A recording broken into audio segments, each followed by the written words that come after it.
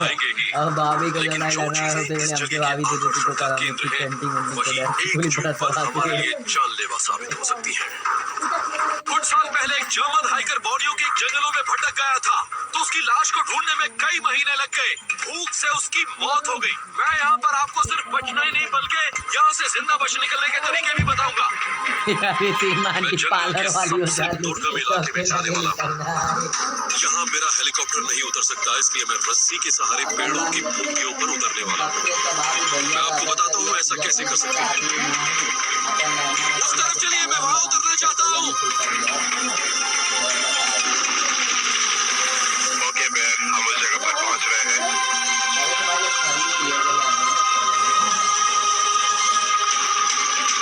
जब कहीं पर हेलीकॉप्टर के उतरने लायक जगह ना हो, तब सेना के जवान अक्सर रस्सी के सहारे नीचे उतरते हैं। लेकिन ये काम कमजोर दिल वाले लोग नहीं कर सकते। इसके लिए पायलट को बिल्कुल सही जगह पर पहुंचना पड़ता है। वैसे तो मैं भी इस तरह से उतरने से पहले रस्सी को नीचे छोड़ देता हूँ, फिर उससे उतरता हूँ। लेकिन यहाँ ऐसा नहीं कर सकता। अगर रस्सी कहीं फंस गई तो मेरा हेलीकॉप्टर भी नीचे आ जाएगा। लेकिन रस्सी अपने कूल्हे पर बंधे बैग में रखकर मैं छोड़ते हुए पेड़ तक जाऊंगा। लेकिन उसमें खतरा है पेड़ों से टकराने का।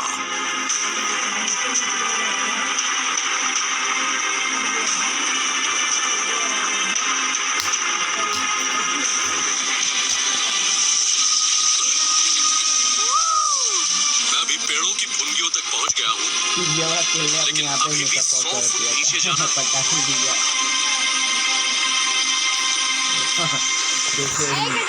हेलीकॉप्टर चला गया। ये बहुत ही खतरनाक कॉपीराइट हो जाए ना भाई की उसकी को कर दिया, सील कर दिया।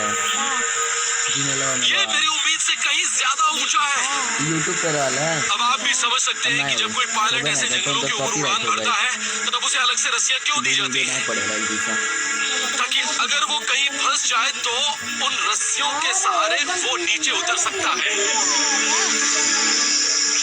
हमें यहाँ कुदरत का इस्तेमाल करना होगा। यहाँ पेड़ से नीचे जाती कोई टहनी नहीं है और इसका तना इतना मोटा है कि मैं उसे ठीक से नहीं पकड़ सकता। लेकिन अगर पास के उस पेड़ की वो बेल पकड़ लूं तो नीचे उतरने की कोशिश कर सकता हूँ। पेड़ों को जोड़ती इन छोटी बेलों के सहारे मैं उस पेड़ तक जा सकता हूँ। ये बेलें बहुत खतरनाक लग रही हैं, लेकिन ये बहुत मजबूत हैं और मैं इनका इस्तेमाल कर सकता हूँ। मुझे इनकी मदद से उस लंबी बेल तक पहुँचना है। छोटी छोटी बेलों पर अपने शरीर का वजन बांटने पर उनके टूटने का खतरा कम हो जाएगा। ये मजबूत है। इतनी ऊंचाई से गिरना भी जानलेवा हो सकता है।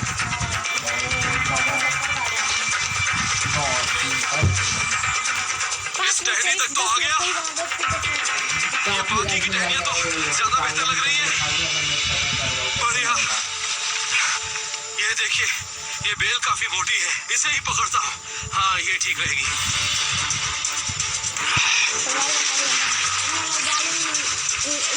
ये बेल रस्सी कम अग्निशामक के खंभे जैसी ज्यादा लग रही है। इसे पकड़ने के लिए मुझे काई साफ करनी होगी।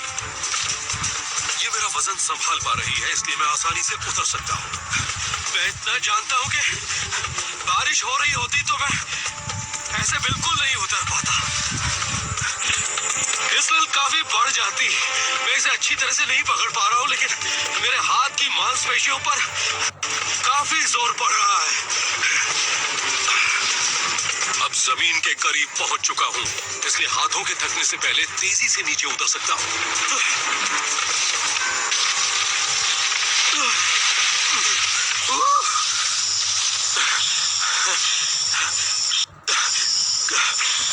काफी नीचे आया हूं।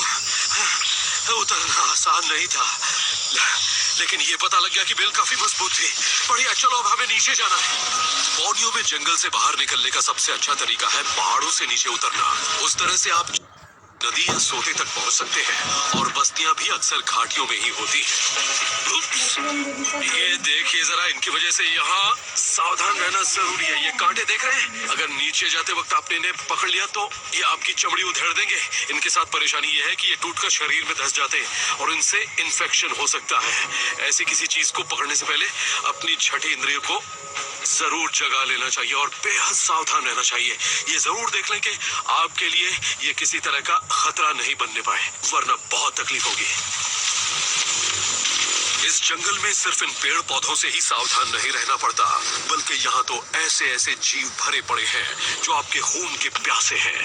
ये देखिए, यहाँ एक जोंक है, देखा आपने?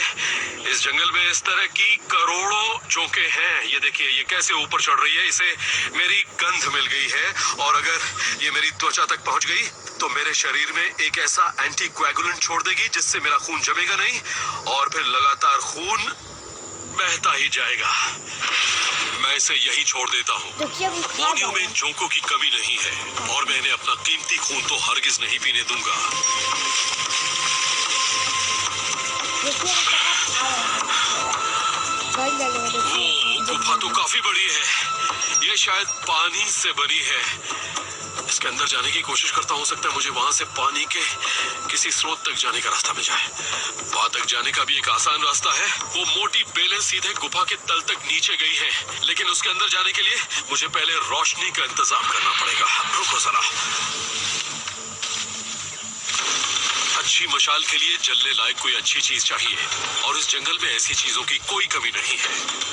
ये देखिए, ये डामर का पेड़ है, इसकी राल से इसे पहचाना जा सकता है। देखिए कितनी राल निकल रही है। सैनिक इसे ही जंगल हेक्सी कहते हैं। ये भी सेना में मिलने वाले उस हेक्सी ब्लॉक जैसा ही है जो जवानों को जलाने के लिए दिया जाता है। उसे जलाने पर वो काफी देर तक जलता रहता है। ये मशाल के लिए बहुत अच्छा रहेगा। ये राल बहुत अच्छी चीज है। इसके साथ मुझे बांस का ये टुकड़ा भी मिल गया है, इसलिए मैं एक मशाल बना सकता हूँ। मुझे बांस के इस टुकड़े को एक तरफ से थोड़ा सा छीलना है, फिर इसमें ये राल भर दूंगा। इसके साथ बांस को भी थोड़ा जलाना पड़ेगा, वरना ये बाहर निकल आएगा।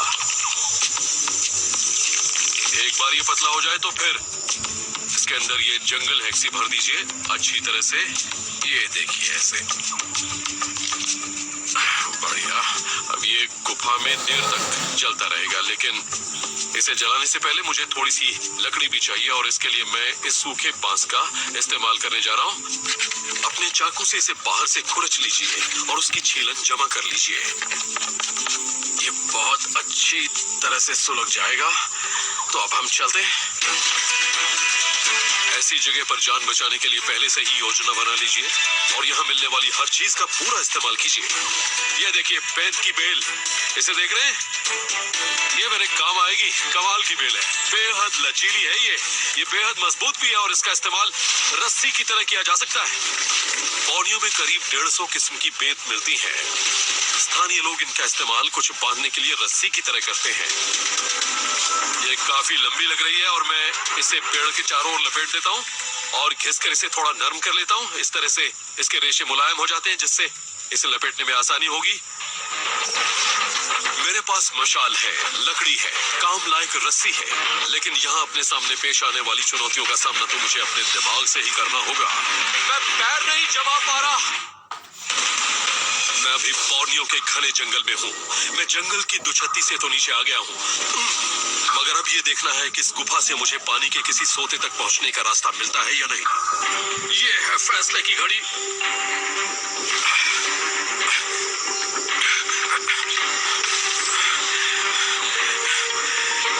ये बेल मेरा वजन तो उठा लेगी, लेकिन मेरे हाथों पर बहुत जोर पड़ने वाला है। मैं इसके ऊपर खड़ा हो जाता हूँ ताकि हाथों को थोड़ा आराम मिल सके। हाथों की अच्छी खासी कसरत हो गई, लेकिन परेशानी ये है कि मैं अपने पैर नहीं जमा पा रहा हूँ। करीब करीब पहुंच गया, बस कुछ फुट और। मेरे हाथों ने काफी मेहनत की है, लेकिन मैं अभी रुक नहीं सकता। ये देखिए, मैं किसके ऊपर उतरने जा रहा था। सच कहूं तो मैं ये भी नहीं जानता कि ये क्या है, लेकिन मैंने इसे पहले कभी नहीं देखा है। लेकिन दोस्तों, अभी हम बोर्नियो में हैं। इतना तो जानता हूं कि ये चटक रंग का है, और अगर ये यहाँ बचा हुआ है तो इसका मतलब है कि इसमें दम तो है। अहम बात यह है कि ऐसी जगहों पर ऐसी चीजों से दूर रहना ही अच्छा है। चटक रंग चीख चीख कर कहता है कि मुझसे दूर रहो। चलिए, अब मैं इसके अंदर जाने की कोशिश करता हूँ। यहाँ पर मदद करने वाली बेल नहीं है, इसलिए मुझे अब अपनी बेंत की बेल का ही इस्तेमाल करना पड़ेगा। मैं इस बड़ी बेल का इस्तेमाल कर सकता हूँ। इस छोर को नीचे गिरा देता हूँ। अब इसका एक